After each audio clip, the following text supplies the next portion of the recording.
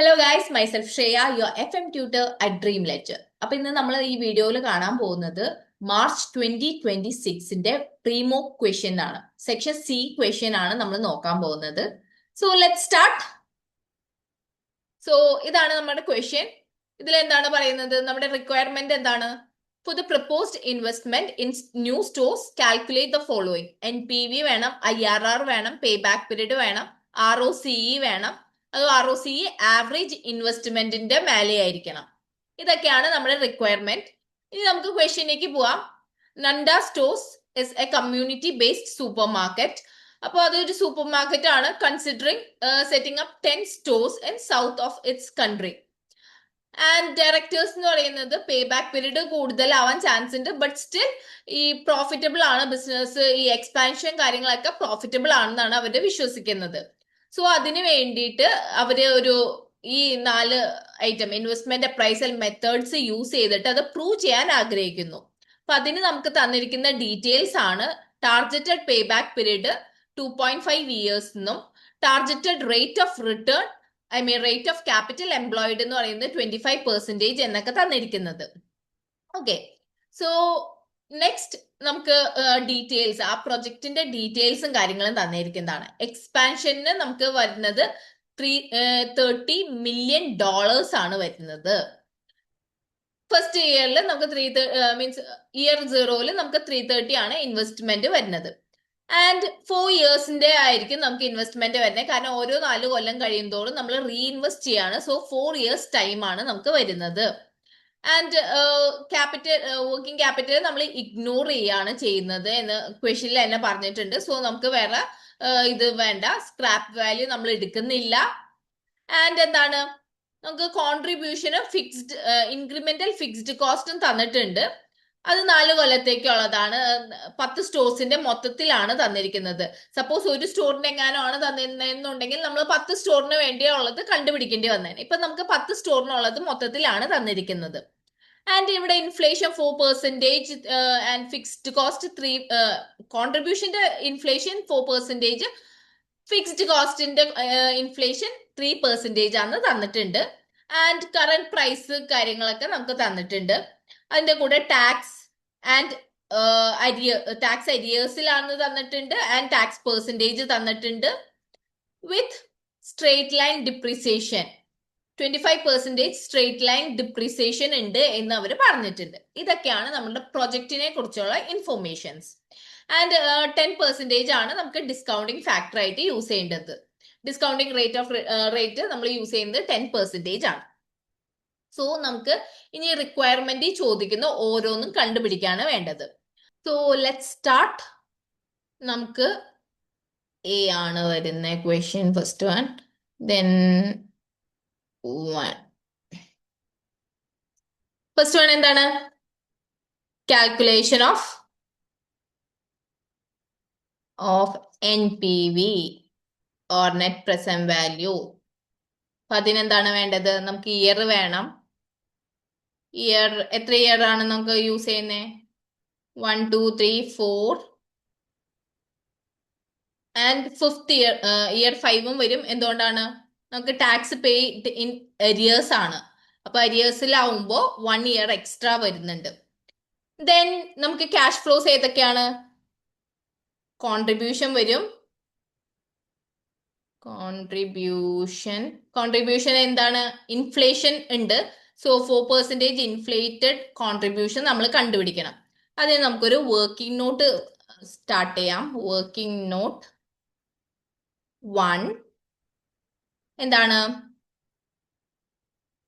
Calculation of contribution or inflated contribution, whatever. എന്താണ്? നമുക്ക് ഈ പറഞ്ഞ സാധനങ്ങൾ ഇവിടെയും വേണം. സോ എന്ത് ചെയ്തു? കോപ്പി ചെയ്തു, ഇവിടെ പേസ്റ്റ് ചെയ്തു. ഇയർ 0 വേണ്ട, ഇയർ 5ഉം വേണ്ട. സോ നമ്മൾ അത് രണ്ടും കളഞ്ഞു. ഇനി എന്താണ് നമുക്ക് കണ്ടുപിടിക്കേണ്ടത്? ഇൻഫ്ലേറ്റഡ് കോൺട്രിബ്യൂഷൻ ആണ്. ഇൻഫ്ലേറ്റഡ് കോൺട്രിബ്യൂഷൻ അത് കണ്ടുപിടിക്കാനായിട്ട് നമുക്ക് എന്ത് വേണം? Current contribution which is 80, 160, 180, 200. Inflated ഒരു കൊല്ലം നമുക്ക് വരുന്നത് 4% ആണ്. സോ ഫസ്റ്റ് ഇയറിൽ നമുക്ക് 80 ആയിരുന്നത് 4% ഇൻഫ്ലേഷൻ വരുമ്പോൾ 80 പ്ലസ് 80ന്റെ ഒരു 4% എന്ന രീതിയിൽ എടുക്കുമ്പോൾ നമുക്ക് വരുന്നത് എന്താണ്? അതിന് നമുക്ക് 80 ഇൻറ്റു 1.04 എന്ന രീതിയിൽ എടുക്കാം. സോ അതെന്താണ്? 83.2 ആണ് ഒരു കൊല്ലത്തേക്ക് വരുന്നത്. സെക്കൻഡ് ഇയറിൽ കറന്റ് പ്രൈസ് എന്ന് പറയുന്നത് 160 ആണ്. ബട്ട് ഇൻഫ്ലേഷൻ വരുന്നുണ്ട്. ഫസ്റ്റ് ഇയറിൽ ഇൻഫ്ലേഷൻ വരുന്നുണ്ട്, അത് കഴിഞ്ഞ് സെക്കൻഡ് ഇയറിൽ ഇൻഫ്ലേഷൻ വരുന്നുണ്ട്. 2 തവണ ഇൻഫ്ലേഷൻ വരുന്നുണ്ട്. സോ എന്താണ്? 160 ഇൻറ്റു ഫസ്റ്റ് ഇയറിൽ വരുമ്പോൾ 1.04, പിന്നെ സെക്കൻഡ് ഇയറിലും വരുമ്പോൾ വീണ്ടും ഇൻറ്റു 1.04 ചെയ്യാം. അതായത് 1.04 റേസ് ടു 2 എന്ന രീതിയിൽ എടുക്കാം. റേസ് ടു 2 നമുക്ക് ഓരോ കൊല്ലം കൂടുന്തോറും കൂടിയോണ്ടിരിക്കുകയാണ്. അപ്പൊ ഇയറിലാണ്. ഇപ്പൊ 2 ഇയർ ആവുമ്പോൾ നമ്മൾ റേസ് ടു 2 എടുക്കണം. 3 ഇയേഴ്സ് ആണെങ്കിൽ നമ്മൾ റേസ് ടു 3 എടുക്കണം. അപ്പൊ നമുക്ക് എന്ത് ചെയ്യാം? ഈക്വൽ ടു, പിന്നെ നമുക്ക് ലിങ്ക് ചെയ്തിടാം, വിച്ച് ഇസ് ഈ സെല്ല് ലിങ്ക് ചെയ്യാം, ഇയറിലുള്ള സെല്ല് ലിങ്ക് ചെയ്യാം. അതുപോലെ തന്നെ നമ്മൾ എന്ത് ചെയ്യണം? നെക്സ്റ്റ് തേർഡ് ഇയറിൽ 180 ഇൻറ്റു 1.04 റേസ് ടു 3 ആയി. ഫോർത്ത് ഇയറിലും അതുപോലെ പൊക്കോണ്ടിരിക്കും. ഇനി നമ്മൾ എന്ത് ചെയ്യണം? ഈ വാല്യൂസ് ഇവിടെ ലിങ്ക് ചെയ്തിടണം. ഇത് എടുത്തു. ഇനി ഡ്രാഗ് ചെയ്തു, എല്ലാം ഇപ്പുറത്തേക്ക് കൊണ്ടുവന്നു. Next fixed cost. Fixed cost എത്രയാണ്?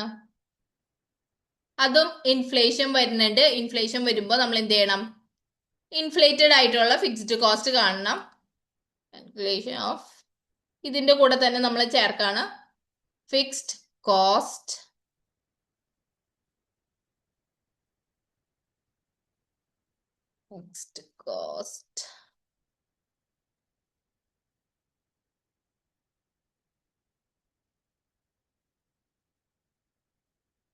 ഇൻഫ്ലേറ്റഡ്. ഓക്കെ, ഫിക്സ്ഡ് കോസ്റ്റ് എത്രയാ? ഇത് വർക്കിംഗ് നോട്ടിന്റെ കാര്യമില്ല, എന്നാലും ഞാൻ ചെയ്യുന്നു എന്നേ ഉള്ളൂ. ഇവിടെ ഈക്വൽ ടു 50 ഇൻറ്റു നേരത്തെ പറഞ്ഞ പോലെ തന്നെ നമുക്ക് ഇവിടെ 3% ആണ് വന്നെ. സോ ഇൻറ്റു 1.03 വരും. ഫസ്റ്റ് ഇയർ ആയതുകൊണ്ട് ഒരു തവണയേ വരുള്ളൂ. സെക്കൻഡ് ഇയറിൽ നമുക്ക് എന്ത് വരും? 2 തവണ വരും. ഇൻറ്റു 1.03 റേസ് ടു എത്രയാണ്? 2. ഇയർ 2 വരും. അതുപോലെ തന്നെ നമുക്ക് 4 ഇയേഴ്സ് വരും. ഇനി നമ്മൾ എന്ത് ചെയ്യണം? ഈ പറഞ്ഞ വാല്യൂസ് ഇവിടെ ലിങ്ക് ചെയ്തിടണം. ഈക്വൽ ടു ഇത്. നെക്സ്റ്റ് എന്താണ്? നമുക്ക് ഓപ്പറേഷണൽ ക്യാഷ് ഫ്ലോ വേണം.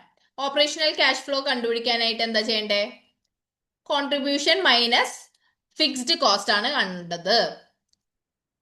Operational cash flow equal to contribution minus fixed cost ചെയ്തപ്പോൾ നമുക്ക് ഓപ്പറേഷണൽ ക്യാഷ് ഫ്ലോ കിട്ടി. 4 കൊല്ലത്തേക്കുള്ള ഓപ്പറേഷണൽ ക്യാഷ് ഫ്ലോ കിട്ടി കഴിയുമ്പോൾ നമുക്ക് എന്ത് ചെയ്യണം? അതിന്റെ മേലെ ഒരു ടാക്സ് എക്സ്പെൻസ് വരും. ടാക്സ് എക്സ്പെൻസ് ആണ്. സോ അതെന്താണ്? നെഗറ്റീവ് ഫിഗർ ആണ് വരുന്നത്. ഇൻ അരിയേഴ്സിലാണ്, അതുകൊണ്ട് സെക്കൻഡ് ഇയർ മുതലാണ് സ്റ്റാർട്ട് ചെയ്യുന്നത്. ഈക്വൽ ടു നെഗറ്റീവ് ഫസ്റ്റ് ഇയറിലെ ക്യാഷ് ഫ്ലോ ഇൻറ്റു 20%. 20% ആണ് നമുക്ക് ടാക്സ് വരുന്നത്. സോ 6.36 സെക്കൻഡ് ഇയർ മുതൽ തുടങ്ങി 5th ഇയർ വരെ നമുക്ക് വരുന്നുണ്ട്. കാരണം 5 കൊല്ലത്തെ ടാക്സ് നമ്മൾ 4 കൊല്ലത്തെ ടാക്സ് നമ്മൾ പേ ചെയ്യണം. 4ാമത്തെ കൊല്ലത്തെ ടാക്സ് നമ്മൾ 5ാമത്തെ കൊല്ലാണ് പേ ചെയ്യുന്നത്. ഇനി വേണ്ടത് എന്താണ്? ടാക്സ് നമ്മൾ കണ്ടപ്പോൾ ഓപ്പറേഷണൽ ക്യാഷ് ഫ്ലോന്റെ മേലെയാണ് കണ്ടത്. ഓപ്പറേഷണൽ ക്യാഷ് ഫ്ലോന്റെ ഉള്ളിൽ നമുക്ക് ഡിപ്രീസിയേഷനും ടാക്സ് അലവബിൾ ഡിപ്രീസിയേഷനും ഉൾപ്പെട്ടിട്ടുണ്ട്. സോ നമ്മൾ എന്ത് ചെയ്യണം? അതിന്റെ മേലെ കണ്ട ടാക്സ് ആഡ് ബാക്ക് ചെയ്തിടണം. അതാണ് നമ്മുടെ tax savings.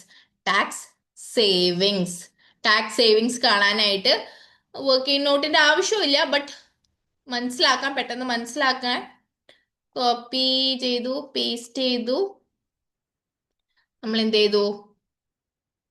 To calculation of tax savings ചെയ്തു. ഡിപ്രീസിയേഷൻ കണ്ടു. ഡിപ്രീസിയേഷൻ എങ്ങനെ കാണും? നമ്മളോട് പറഞ്ഞിട്ടുണ്ട് സ്ട്രേറ്റ് ലൈൻ മെത്തേഡ് ആണ്. 25% ഓഫ് നമ്മുടെ ഇനീഷ്യൽ മീൻസ് ഇൻവെസ്റ്റ്മെന്റ് എക്സ്പെൻഡിച്ചർ ആണ് നമുക്ക് വരുന്ന ഡിപ്രീസിയേഷൻ. ഇപ്പൊ 25% ഓഫ് ഇൻവെസ്റ്റ്മെന്റ് എത്രയാണ്? ഇൻവെസ്റ്റ്മെന്റ് എന്ന് പറയുന്നത് 330 മില്യൺ ആണ്. നമ്മൾ 330 ആയിട്ട് എടുക്കുന്നു, കാരണം എല്ലായിടത്തും നമ്മൾ മില്യണിലാണ് എടുത്തിരിക്കുന്നത്. സോ നമ്മൾ മില്യണിന് സെപ്പറേറ്റ് ചെയ്യുന്നില്ല. ഇൻറ്റു ലാസ്റ്റ് ഫൈനൽ ആൻസറിൽ നമ്മൾ എത്രയാണ് മില്യൺ വരുന്നത് എന്ന് എഴുതിയാൽ മതി. 25%. സ്ട്രേറ്റ് ലൈൻ മെത്തേഡ് ആണ്. സോ എല്ലാ കൊല്ലം നമുക്ക് സെയിം ഡിപ്രീസിയേഷൻ ആണ് വരുന്നത്. ആൻഡ് ടാക്സ് സേവിങ്സ് എന്ന് പറയുമ്പോൾ എന്താണ് വരുന്നത്?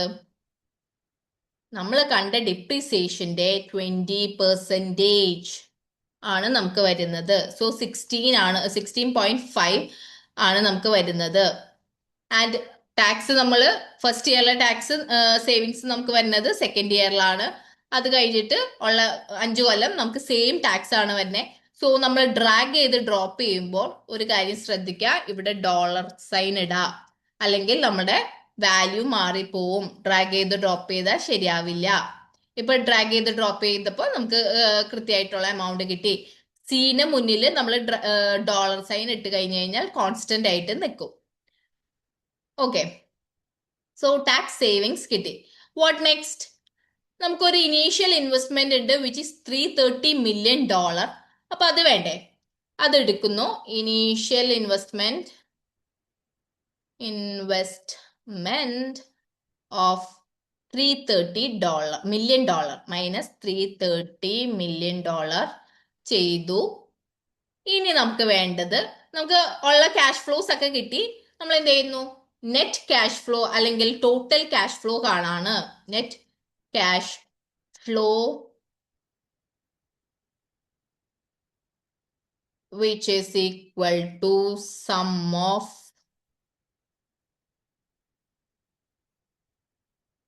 ഇത് മുഴുവൻ ചെയ്തു. ഓപ്പറേഷണൽ ക്യാഷ് ഫ്ലോ മുതൽ ഉള്ളതാണ് നമ്മൾ ചെയ്യുന്നത്.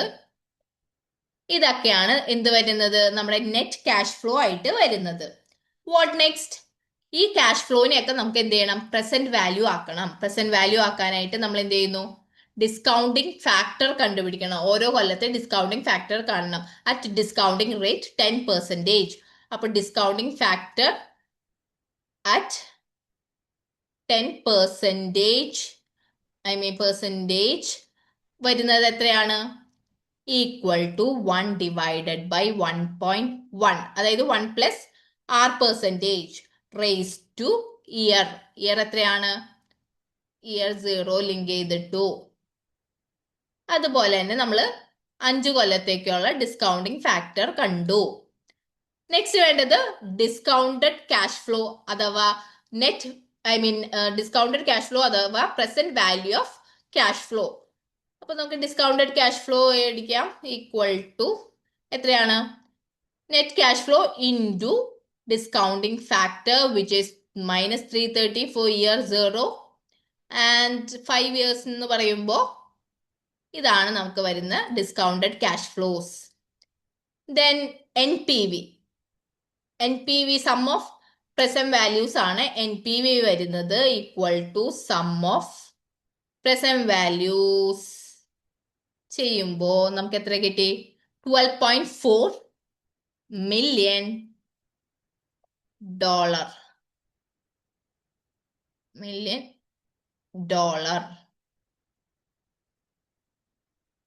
ഓക്കെ, ഇതാണ് നമുക്ക് കിട്ടുന്ന ആൻസർ. NPVന്റെ ഫസ്റ്റ് ക്വസ്റ്റ്യനുള്ള ആൻസർ ആണ് ഇത് വന്നിരിക്കുന്നത്. നെക്സ്റ്റ് നമ്മളോട് എന്താണ് പറയുന്നത്? IRR കാണാനാണ്. IRR കാണാൻ എന്താണ് വേണ്ടത്? നമുക്ക് 2 മെത്തേഡിൽ IRR കാണാൻ പറ്റും. ഒന്ന് ഒരു ഫോർമുലയുണ്ട്, നമുക്ക് ഇന്റർപോളേഷൻ ഫോർമുലയുണ്ട്. ബട്ട് അത് ഈ ക്വസ്റ്റ്യനിൽ ചെയ്യുമ്പോൾ ടൈം വേസ്റ്റ് ആണ്. നമുക്ക് ഓൾറെഡി ഇവിടെ ക്യാഷ് ഫ്ലോയും കാര്യങ്ങളും കിട്ടിയിട്ടുണ്ട്. അപ്പൊ ആ ക്യാഷ് ഫ്ലോ യൂസ് ചെയ്ത് കഴിഞ്ഞ് നിസ്സാരമായിട്ട് കംപ്ലീറ്റ് ചെയ്യാൻ പറ്റുന്ന കേസാണ്. സോ എന്താ ചെയ്യണ്ടേ? ഇതങ്ങനെ കോപ്പി ചെയ്തു, ഇവിടെ പേസ്റ്റ് ചെയ്തു, ആൻഡ് ഇതും അതുപോലെ കോപ്പി ചെയ്തു, ഇതും ഇവിടെ പേസ്റ്റ് ചെയ്തു. Then what next? നമ്മൾ IRR ഫോർമുല ഇടാണ്. നമുക്ക് ഓൾറെഡി ക്യാഷ് ഫ്ലോസ് കിട്ടി, ഇനി നമുക്ക് ഫോർമുല ഇട്ടാൽ മതി. Equal to IRR, bracket open ചെയ്തു, ഇത് മുഴുവൻ സെലക്ട് ചെയ്തു, എൻ്റർ അടിച്ചു. സോ 11.48 അതിന് നമ്മൾ പെർസെൻറ്റേജിലേക്ക് ആക്കി. സോ 11.48% നമുക്ക് കിട്ടിയിരിക്കുന്നത്. 11.48% ആണ് നമുക്ക് പറഞ്ഞിരിക്കുന്ന IRR. ഇത്രയും ചെയ്യുമ്പോൾ തന്നെ IRRന്റെ 2 മാർക്സ് കിട്ടും. Then what next? Next pay back period ആണ്. പേ ബാക്ക് പീരീഡിനും നമുക്ക് ക്യാഷ് ഫ്ലോ ഇത് തന്നെയാണ്, ഡിസ്കൗണ്ടിങ് ഫാക്ടർ യൂസ് ചെയ്യേണ്ട എന്നേ ഉള്ളൂ. സോ നമുക്ക് എന്ത് ചെയ്യാം? ഇത് തന്നെ യൂസ് ചെയ്യാം. കോപ്പി പേസ്റ്റ് ചെയ്തു,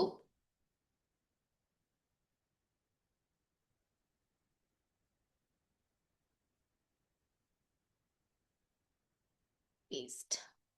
ഇനി നമുക്ക് വേണ്ട ഒരു ഐറ്റം ഉള്ളത് എന്താണ്? നമുക്ക് വേണ്ടത് cumulative cash flow. Cumulative cash flow. ഇപ്പൊ ഫസ്റ്റ് ഇയർ എന്താണ്? സെയിം ഇയർ ഇത് തന്നെയായിരിക്കും നമുക്ക് വരുന്നത്. ഫസ്റ്റ് ഇയർ ഈക്വൽ ടു ഈ വാല്യൂ. 1 നമുക്ക് വരുന്നത് എന്താണ്? 330 നമുക്ക് ഔട്ട്ഫ്ലോ ഉണ്ട്. അത് കഴിഞ്ഞിട്ട് നമുക്ക് എന്ത് വന്നു? ഒരു $31.7 ഇൻഫ്ലോ വന്നു. അപ്പോൾ പ്ലസ് ഫസ്റ്റ് ഇയറിൽ നമുക്ക് വന്ന് ഇൻഫ്ലോ ചെയ്തപ്പോൾ നമുക്ക് എത്ര കിട്ടി? -$298, അതായത് $298 മില്യൺ നമുക്ക് കിട്ടാനുണ്ട്. അതുപോലെ നമ്മൾ 5 കൊല്ലത്തേക്കുള്ള സെർച്ച് ചെയ്തപ്പോൾ 3 ഇയേഴ്സ് കഴിഞ്ഞപ്പോഴേക്കും നമുക്ക് പോസിറ്റീവ് വാല്യൂ കിട്ടിയെന്ന് മനസ്സിലായി. സോ എന്തായിരിക്കും നമ്മുടെ പേ ബാക്ക് പീരീഡ്? പേ ബാക്ക് പീരീഡ് എന്ന് പറയുന്നത് എന്താണ്? ഈക്വൽ ടു 3+, അതായത് ഓൾറെഡി 3 മന്ത്സ് 3 ഇയേഴ്സ് എന്തായാലും എടുക്കും. സോ 3+ എത്രയാണ് നമുക്ക് ലാസ്റ്റ് വന്ന നെഗറ്റീവ് വാല്യൂ, എത്ര കൂടി കിട്ടിയാലേ നമുക്ക് പോസിറ്റീവ് ആവുള്ളൂ എന്നുള്ള ഇത് എത്രയാണ്? 27.79. 27.79 ആണ് നമുക്ക് വന്നത്. ഡിവൈഡഡ് ബൈ എത്ര ആണ് നമുക്ക് ആ കൊല്ലം, മീൻസ് 4th ഇയറിൽ നമുക്ക് എത്രയാണ് കിട്ടിയത്? 164.63. റൗണ്ട് ചെയ്ത് 63 എടുത്തു. എത്രയാണ്? ഈക്വൽ ടു ഇട്ടപ്പോൾ നമുക്ക് 3.16, റൗണ്ട് ചെയ്ത് 3.17 ഇയേഴ്സ് എന്നാക്കി. ഇയേഴ്സ്. സോ 3.17 ഇയേഴ്സ് എടുത്തു നമുക്ക് പേ ബാക്ക് ആയിട്ട് കിട്ടാൻ. നെക്സ്റ്റ് ROCE കാണണം. ROCE കാണുന്നത് എങ്ങനെയാണ്? ROCEക്ക് നമുക്ക് average annual profit divided by average investment formula എടുക്കാനാണ് നമ്മളോട് പറഞ്ഞിരിക്കുന്നത്. സോ ആവറേജ് ആനുവൽ പ്രോഫിറ്റ് എങ്ങനെ കാണും? നമുക്ക് തന്നിരിക്കുന്നതൊക്കെ ക്യാഷ് ഫ്ലോയിലാണ്. പ്രോഫിറ്റേക്ക് ആക്കാൻ നമുക്ക് ഒരു ഫോർമുല ഉണ്ട്. എന്താണ്? Cash flow minus depreciation. അപ്പൊ ആ ഫോർമുല യൂസ് ചെയ്തിട്ട് നമ്മൾ ആനുവൽ ആവറേജ് പ്രോഫിറ്റ് കാണണം.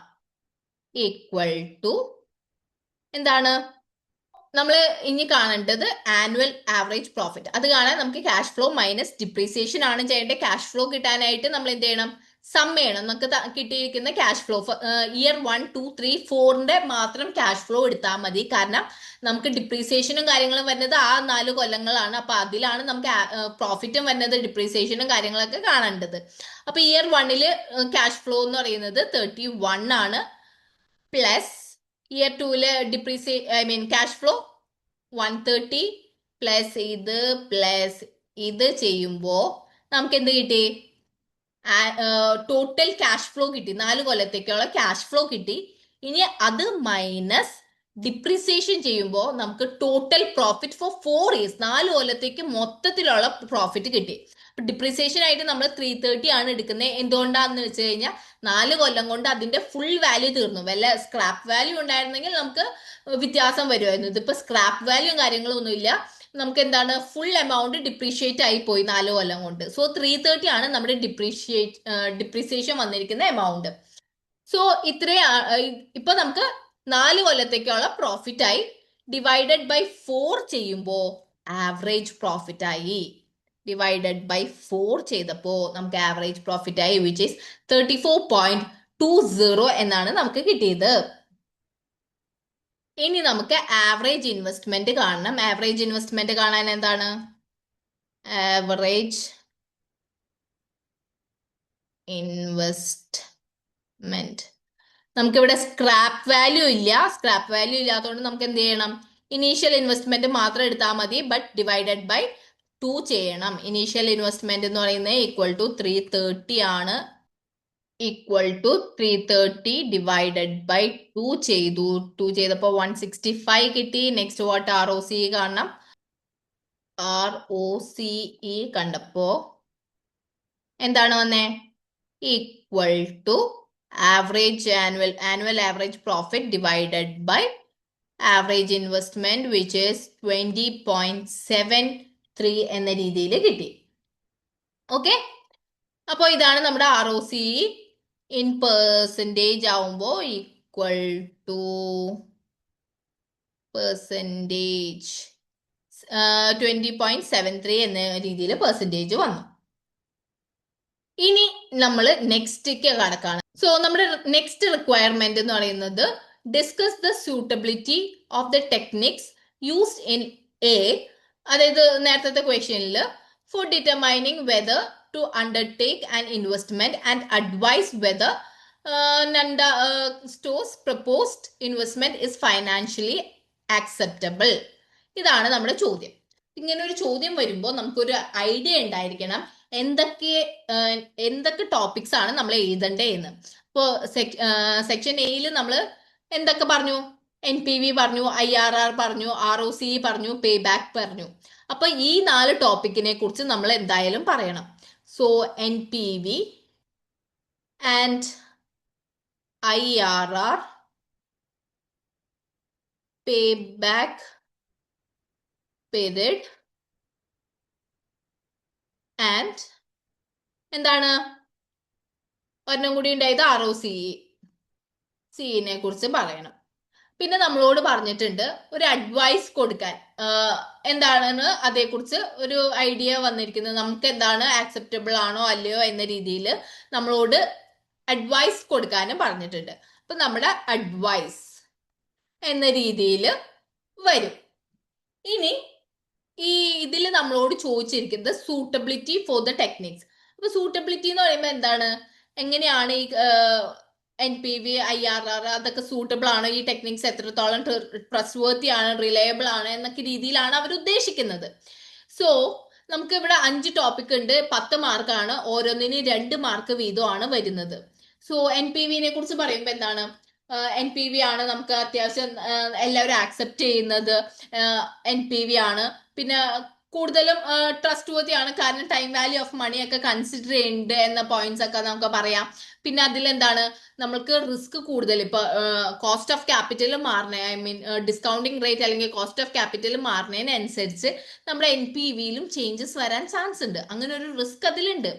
അപ്പോ അതൊഴിച്ചാൽ NPV ഒരു ട്രസ്റ്റ് വർത്തി ആയിട്ടുള്ള മെത്തേഡ് ആണ്. പിന്നെ നമ്മുടെ NPV എത്രയാണ് വന്നിരിക്കുന്നത്? 12 മില്യൺ ആണ്, പോസിറ്റീവ് വാല്യൂ ആണ് വന്നിരിക്കുന്നത്. അപ്പോ നമ്മുടെ കണക്ക് പ്രകാരമാണെങ്കിൽ നമുക്ക് ആക്സെപ്റ്റ് ചെയ്യാം എന്ന രീതിയിൽ പറയാം. അതുപോലെ തന്നെ IRRന് ഇപ്പൊ അതിന്റെ ഗുഡ്സ് ആൻഡ് ബാഡ്സ് എന്തൊക്കെയാണ്, ഒരു 2 മാർക്ക് ക്വസ്റ്റ്യൻ ആണ്. അപ്പൊ അതിനനുസരിച്ചുള്ളത് പറയാം. IRR എങ്ങനെയാണ് നമ്മൾ അത് ആക്സെപ്റ്റ് ചെയ്യണോ വേണ്ടയോ എന്നൊരു തീരുമാനത്തേക്ക് ആകുന്നേ, അങ്ങനത്തെ കേസുകൾ അതേക്കുറിച്ച് പറയാം. പേ ബാക്ക് പീരീഡിലാണെങ്കിലും ഇപ്പൊ നമുക്ക് 2.5 ഇയേഴ്സ് ടാർജറ്റ് പേ ബാക്ക് പീരീഡ് ആണെന്ന് പറയുന്നുണ്ട്. അപ്പൊ നമ്മുടെ പേ ബാക്ക് പീരീഡ് എന്ന് പറയുന്നത് 3.17 ആണ് വന്നത്. സോ സ്വാഭാവികമായും നമ്മുടെ ടാർഗറ്റഡ് പീരീഡിലും മേലെയാണ്. സോ നമ്മൾ ആക്സെപ്റ്റ് ചെയ്യില്ല. ടാർഗറ്റഡ് പീരീഡ് അങ്ങനെയാണ് നമ്മൾ പേ ബാക്ക് പീരീഡ് കാൽക്കുലേഷൻസ് ഒക്കെ വരുന്നത്. അത് ഈ പറഞ്ഞ പോലെ time value of money consider ചെയ്യാത്ത മെത്തേഡ് ആണ്. ബട്ട് ദ തിങ് ഇസ് ഒരു പോസിറ്റീവ് രീതിക്ക് നോക്കുവാണെങ്കിൽ ക്യാഷ് ഫ്ലോ ആണ് നോക്കുന്നത് എന്ന രീതിയിലൊക്കെ നിങ്ങൾക്ക് ആഡ് ചെയ്യാം. ROC എന്ന് പറയുമ്പോൾ എന്താണ്, അതിലും നമുക്ക് പ്രോഫിറ്റിനെ കുറിച്ചുള്ള ഡീറ്റെയിൽസും കാര്യങ്ങളാണ് തന്നിരിക്കുന്നത് എന്നൊക്കെ പറഞ്ഞ് നിങ്ങൾക്ക് അതിന്റെ ഗുഡ്സ് ആൻഡ് ബാഡ്സ്, അതും ഈ പറഞ്ഞ പോലെ time value of money consider ചെയ്യുന്നില്ല എന്നുള്ള പ്രശ്നങ്ങളൊക്കെ അതിന് വരുന്നുണ്ട്. ഈ ടൈം വാല്യൂ ഓഫ് മണിയും പേ ബാക്ക് പീരീഡ് ഒക്കെ നിങ്ങൾക്ക് ഫസ്റ്റ് സ്ക്രീനിങ് പ്രോസസ്സ് മാത്രമായിട്ട് യൂസ് ചെയ്യാൻ പറ്റുള്ളൂ എന്നൊക്കെ പറഞ്ഞ് നിങ്ങൾക്ക് അത് യൂസ് ചെയ്യാം. പിന്നെ ROCയും നമുക്ക് ഈ പറഞ്ഞ പോലെ 25% ആണ് ടാർഗറ്റഡ് വരുന്നത്. ബട്ട് നമ്മുടെ ROC എന്ന് പറയുന്നത് എന്താണ്, 20% എങ്ങാണ്ടേ വരുന്നുള്ളൂ. സോ അത് ആക്സെപ്റ്റ് ROC പ്രകാരം നമ്മൾ അത് ആക്സെപ്റ്റ് ചെയ്യില്ല. അപ്പോൾ ഇതൊക്കെയാണ് നമ്മൾ ഈ ക്വസ്റ്റ്യൻ ആൻസർ ചെയ്യുമ്പോൾ ചിന്തിക്കേണ്ടത്. പിന്നെ അഡ്വൈസ് എന്ന രീതിയിൽ ഇപ്പൊ രണ്ട് ആണ് നമുക്ക് ഫേവറബിൾ, NPV IRRും നമുക്ക് ഫേവറബിൾ ആയിട്ടാണ് വന്നിരിക്കുന്നത്. IRRൽ നമുക്ക് 10% ആണ് വന്നത്, 10% ആണ് കോസ്റ്റ് ഓഫ് ക്യാപിറ്റൽ വന്നിരിക്കുന്നത്. ബട്ട് നമ്മൾ എത്രയാണ് IRR കാൽക്കുലേറ്റ് ചെയ്തപ്പോൾ വന്നത് 11.5 ആണ്. അതായത് 1.5 എക്സ്ട്രാ പെർസെൻറ്റേജ് എക്സ്ട്രാ ഉണ്ട് എന്ന രീതിയിൽ. സോ രണ്ട് മെത്തേഡ് നമുക്ക് ഫേവറബിൾ ആണ്, രണ്ട് മെത്തേഡ് നമുക്ക് എന്താ പറയുക ഒപ്പോസ് ചെയ്യുന്ന രീതിക്കാണ് വരുന്നത്. ബട്ട് സ്റ്റിൽ എന്താണ് NPV IRR ആണ് നമ്മൾ മെയിൻ ആയിട്ട് ഡിസിഷൻ മേക്കിങ്ങിന് യൂസ് ചെയ്യുന്ന മെത്തേഡ്സ്. സോ നമുക്ക് ഈ പ്രൊജക്ട് വഴി മുന്നോട്ട് പോവാം. And to be on safer side നമുക്ക് ഈ സെൻസിറ്റിവിറ്റി അനാലിസിസ് പോലത്തെ കാര്യങ്ങളും കൂടി ചേർക്കാം എന്ന് നമുക്കൊരു അഡ്വൈസ് കൊടുക്കാം. അത് കുറച്ചും കൂടി നല്ല ഒരു പോയിന്റ് ആണ്. സോ ഇതാണ് നമ്മുടെ ഫസ്റ്റ് ക്വസ്റ്റ്യൻ പറയുന്നത്. ഐ ഹോപ്പ് എല്ലാവർക്കും ക്ലിയർ ആണെന്ന് വിചാരിക്കുന്നു.